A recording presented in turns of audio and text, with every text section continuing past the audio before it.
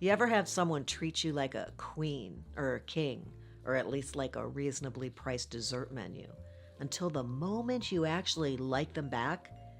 I mean, isn't that wild? One minute they're texting you, "Good morning, sweetheart," and asking about your niece's dance recital, and the next minute they're responding to your 3 sentence message with a thumbs up emoji 3 days later. I mean, sometimes it's something you did, sometimes it's absolutely nothing you did, but when that switch flips, the second real feelings enter the picture, there's usually a deeper pattern at play, one that has a lot more to do with fear than with you. If that sounds at all interesting or intriguing, I hope you'll stick around because that's what we're going to talk about today. That's what's on the agenda. It usually starts out great, like suspiciously great. They're interested, they're attentive, they remember details, they're calling you babe by week 2 and telling you how different you are from everyone else.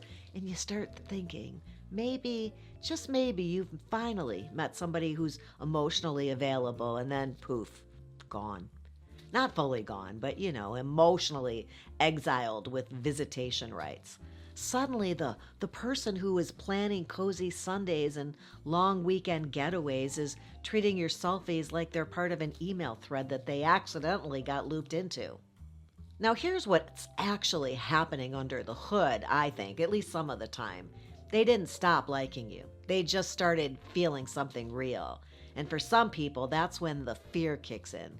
Not because you did anything wrong at all, really, but because your interest made things real, and real makes them feel exposed.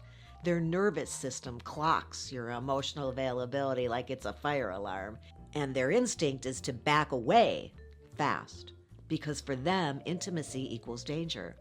Not in a you're unsafe way, but in a I don't know how to let myself be seen without freaking out kind of way.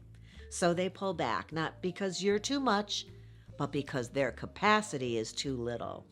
And this happens often at around the 3-month mark. And I know because clients will reach out to me, coaching clients, and say, something's feeling weird. And I say, hey, has it been about 3 months?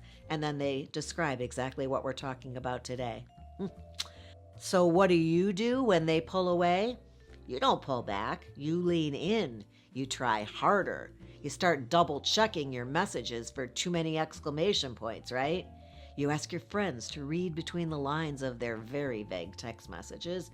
You turn into Sherlock Holmes, but instead of solving a murder, you're trying to figure out why this person suddenly treats you like a liability. You're hoping to decode their weird new vibe. Was I too eager? Did I text too fast? Should I have waited an hour longer to respond to that dumb gif? Let me save you some time. You're not the problem. Their fear is the problem. You're just getting caught in the crossfire between what they want and what they're terrified to have.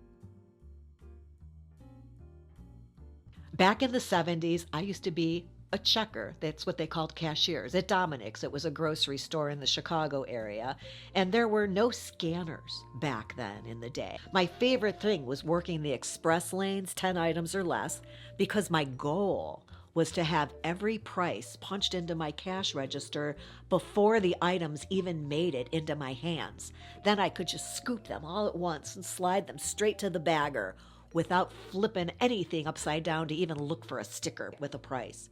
You can't do that anymore with scanners. Anyway, if you enjoy pushing buttons half as much as I did, I've got 2 you might really like.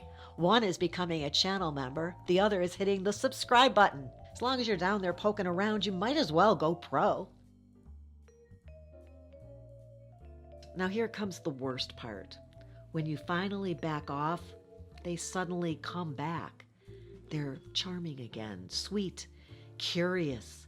You get a taste of the person you met in the beginning and you think, oh, good, they're finally ready. Nope, they're not back because they've changed.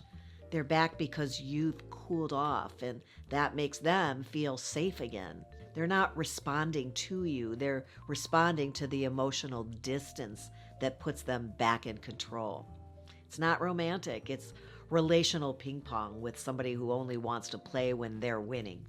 And now you're spinning, of course, because this back and forth thing makes you question yourself. You wonder if you've come on too strong, or if you just need to play it cooler next time, maybe you need to stop being so available. Maybe you need to act like you don't care so much. No, you don't need to become less available. You just need to stop auditioning for people who can't handle emotional honesty. Pretending not to care about somebody you like is like a performance that no one should have to maintain. That's wrong, and you know that. It wasn't you. If somebody bails when you start caring, it doesn't mean you are too much. It means they weren't ready. Their emotional bandwidth was maxed out the second it stopped being fun and flirty and started feeling a little real. They liked you until you liked them back, because your feelings required them to feel something too. And they didn't sign up for that. Not consciously anyway. But their nervous system did a full body nope. Let's be blunt. You don't want somebody who bolts the minute you become emotionally real. You want somebody who leans in when you do, who sees your vulnerability and doesn't flinch. You're not too much. You're just not convenient for somebody who needs all the power.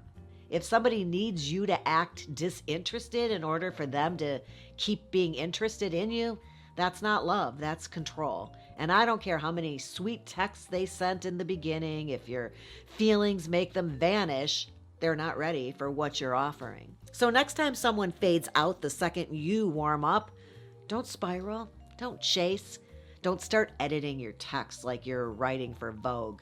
Take a breath, take a step back, and remember, they didn't ghost because you liked them. They ghosted because they didn't know how to be liked back. And then let them go. The right person won't flinch when you show up with an open heart. That's what you deserve. And that person, they'll be there with one of their own saying, I'm glad you're here, because the kind of love you're looking for, it doesn't need oven mitts to hold it. It just needs somebody who's not afraid of the heat. Haha. I hope you found that interesting or helpful. If you did, you might want to check out this episode here. And that down there, that's my little mama. Could you please encourage her and give her the thumbs up that she's kindly requesting? She's treating them like the Sam's money back, and she is really into that, if I haven't told you about it before. And don't forget to subscribe, especially if you're tired of playing emotional hide and seek with people who can't handle adult feelings. I'm here twice a week to remind you that clarity isn't clingy and real love doesn't run away. Thanks for hanging out with me today, and until next time, have a good one.